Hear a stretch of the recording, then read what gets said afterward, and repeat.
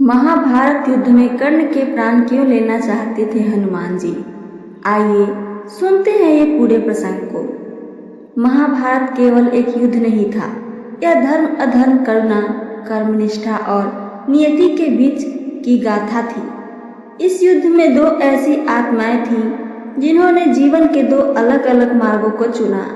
एक श्री हनुमान जी जो राम भक्ति और धर्म के प्रतीक हैं, और दूसरे कर्ण जो दान, निष्ठा और स्वाभिमान के प्रतीक माने जाते हैं। हनुमान जी जो त्रेता युग में प्रभु श्री राम के अनन्य भक्त और सेवक थे, द्वापर युग में भी जीवित थे। चिरंजीवी के रूप में वे भगवान श्री कृष्ण के समय में भी थे और महाभारत के युद्ध के दौरान अर्जुन के रथ की ध्वजा पर विराजमान थे। किंतु युद्ध के समय एक ऐसा क्षण भी आया जब यह धर्मनिष्ठ हनुमान स्वयं क्रोधित हो उठे और उन्होंने कर्ण के प्राण लेने की इच्छा प्रकट की। ऐसा क्यों हुआ? कर्ण ऐसा क्या कर बैठा था कि हनुमान जैसे शांत चित्त, ज्ञान स्वरूप और भक्त वत्सल देवता का धैर्य टूट गया? इस कथा के पीछे छिपे हैं अनेक रहस्य, अनेक पीड़ाएं और कुछ ऐसे प्रसंग जो आज भी लोगों को नहीं पता है। हनुमान का द्वापर युग में आगमन, त्रेता युग में श्री राम की सेवा करके, समुद्र लांघ कर, अशोक वाटिका उजाड़ कर, लंका दहन करके और संजीवनी लाकर लक्ष्मण को बचाकर हनुमान जी ने अपनी सेवा का चरम उदाहरण दिया था।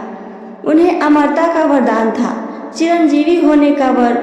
इसी कारण द्वापर युग में जब श्री कृष्ण ने अर्जुन से गीता का उपदेश देना तय किया, तब वे हनुमान को भी बुलाते हैं। हनुमान जी को यह वचन था कि वे जहाँ भी धर्म का साथ हो वहीं उपस्थित होंगे। अर्जुन का रथ भगवान श्री कृष्ण चला रहे थे और हनुमान जी उसके ध्वज पर स्थित थे, इसलिए कौरवों की सेना उनके तेज को सह नहीं पाती थी। रथ पर उनका होना स्वयं अर्जुन के लिए आत्मबल और विजय का प्रतीक था। कर्ण सूर्यपुत्र की पीड़ा और प्रतिज्ञा। कर्ण जिनका जन्म माता कुंती से हुआ था, लेकिन जन्म के तुरंत बाद वे गंगाजल में प्रवाहित कर दिए गए थे और एक सारथी अधिरथ ने उनका पालन पोषण किया। कर्ण का जीवन एक संघर्ष था, जन्म से ही अस्वीकृति, तिरस्कार और उपेक्षा। उनका स्वाभिमान इतना प्रबल था कि वे कभी किसी के सामने नहीं झुके। उन्होंने सूर्यदेव से शक्ति पाई, परशुराम से ली शिक्षा और मित्रता निभाई दुर्योधन से, जिसने उन्हें राजा की उपाधि दी। कर्ण ने कई बार धर्म की ओर जाना चाहा, किंतु परिस्थितियों ने उन्हें हमेशा ऐसा निर्णय लेने पर मजबूर किया जिससे वे अधर्म के पक्ष में दिखे। अर्जुन और कर्ण का युद्ध महाभारत युद्ध का सबसे रोमांचक और शक्तिशाली युद्ध था। अर्जुन और कर्ण के बीच का द्वंद्व। दोनों योद्धा अपार सामर्थ्य के धनी थे और दोनों के पास दिव्यास्त्रों की भरमार थी। श्री कृष्ण अर्जुन के सारथी थे, जबकि कर्ण के रथ का सारथी स्वयं राजा शल्य थे, जो कर्ण के मनोबल को तोड़ने का प्रयास करते रहते थे। जब युद्ध अपने चरम सीमा पर पहुंचा, तब एक क्षण ऐसा आया जब कर्ण का रथ भूमि में धंस गया। युद्ध के नियमों के अनुसार उस समय उस पर वार नहीं किया जाना चाहिए था, लेकिन श्री कृष्ण ने अर्जुन से कहा, अर्जुन यही समय है, युद्ध धर्म नहीं नीति का युद्ध है। अर्जुन ने वार किया और कर्ण मारे गए।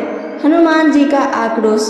युद्ध के पश्चात जब हनुमान जी ने देखा कि कर्ण को नियम विरुद्ध मारा गया, तो उनका हृदय विचलित हो गया।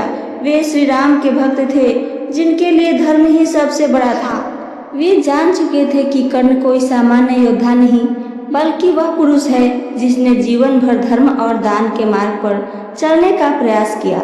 हनुमान जी को कर्ण की मृत्यु का तरीका पीड़ा देने वाला लगा। उन्हें लगा कि यदि यही नीति है तो यह त्रेता युग के राम राज्य के सिद्धांतों के विपरीत है। लेकिन उनके क्रोध का कारण सिर्फ यह नहीं था। कर्ण की भूल, हनुमान का नाम अपमानित। युद्ध के पहले दिन जब कर्ण और दुर्योधन पर हनुमान का प्रभाव दिखा, तो कर्ण ने व्यंग्य में कहा था, अर्जुन तो बंदर की पूंछ से अपनी रक्षा करा रहा है, क्या यह बंदर रथ की रक्षा करेगा? हनुमान जी को यह सुनकर अत्यंत दुख हुआ था। वे मौन रहे, क्योंकि उन्होंने श्री कृष्ण से वादा किया था कि युद्ध में हस्तक्षेप नहीं करेंगे।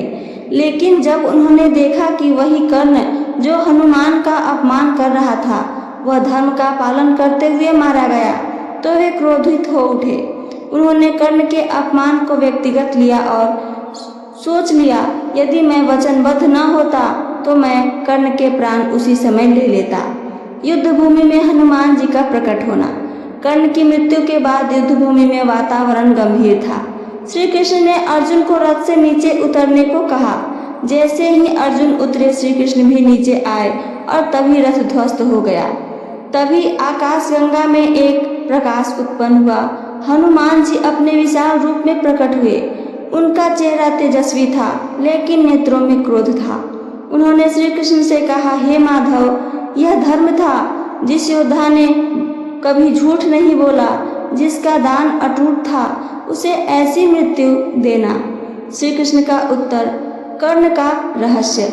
श्री कृष्ण मुस्कुराए। उन्होंने हनुमान से कहा, हे पवन पुत्र, आप जो देख रहे हैं वह केवल घटना है, उसके पीछे कारणों की श्रृंखला को जानिए। कर्ण ने भी जीवन में कई बार अधर्म को अपनाया, जैसे द्रौपदी का अपमान, अभिमन्यु का वध, लेकिन मैं जानता हूँ वह एक सच्चा वीर था, इसलिए मैं उसे मुक्त करना चाहता था। यदि तुम उसके प्राण ले लेते तो वह मोक्ष से वंचित हो जाता। हनुमान जी मौन हो गए। श्री कृष्ण ने उन्हें कर्ण के दान, तप और त्याग के सभी प्रसंग दिखाए, विशेषकर वह दृश्य जब कर्ण मृत्यु से पूर्व धरती में पड़ा पड़ा भी दान कर रहा था। हनुमान का हृदय परिवर्तन। हनुमान जी की आंखों में अश्रु आ गए। उन्हें ज्ञात हुआ कि कर्ण केवल योद्धा नहीं, बल्कि त्याग और दया की मूर्ति था। उन्होंने कहा, मैंने उसे गलत समझा। वह केवल सूर्यपुत्र नहीं, बल्कि तप और सहनशीलता का प्रतीक था। हनुमान जी उस स्थान पर गए जहां कर्ण का पार्थिव शरीर पड़ा था और उन्होंने विनम्रता से उसके चरणों को छुआ। समापन। आइए सुनते हैं हनुमान की पीड़ा और कर्ण की महानता। हनुमान जी ने कहा, मैंने त्रेता में श्री राम की सेवा की और द्वापर में अर्जुन के साथ रहा, पर आज मैं स्वीकार करता हूँ कि तुम भी एक धर्मात्मा थे, हे कर्ण। उन्होंने कर्ण की आत्मा की शांति के लिए प्रार्थना की और श्री कृष्ण से कहा, यदि संभव हो तो इस योद्धा की कथा को संसार में अमर कर दो, जिससे लोग केवल अर्जुन नहीं बल्कि कर्ण को भी जाने। श्री कृष्ण ने मुस्कुराकर कहा, ऐसा ही होगा। इन सब का उपसंहार क्या है, आइए आगे वो भी सुनते हैं। महाभारत की कथा में हनुमान और कर्ण का टकराव कोई सामान्य प्रसंग नहीं था। यह एक ऐसे योद्धा की पीड़ा थी जिसे अपमान सहना पड़ा और एक ऐसे देवता की भावनाएं थी जो धर्म के नाम पर अधर्म होते नहीं देख सकते थे। किंतु अंततः दोनों महान आत्माओं का मिलन हुआ। एक के हृदय में क्षमा थी और दूसरे के चरणों में समर्पण। तो ये थी मेरी आज की कथा, जो कि महाभारत से ली हुई थी। अगर मेरी कथा आप सबको पसंद आई है तो चैनल को सब्सक्राइब करके वीडियो को लाइक करना ना भूलें। साथ साथ अपना एक प्यारा सा कमेंट करके हमें ज़रूर बताइए। सुनने के लिए धन्यवाद। जय श्री कृष्णा। राधे राधे।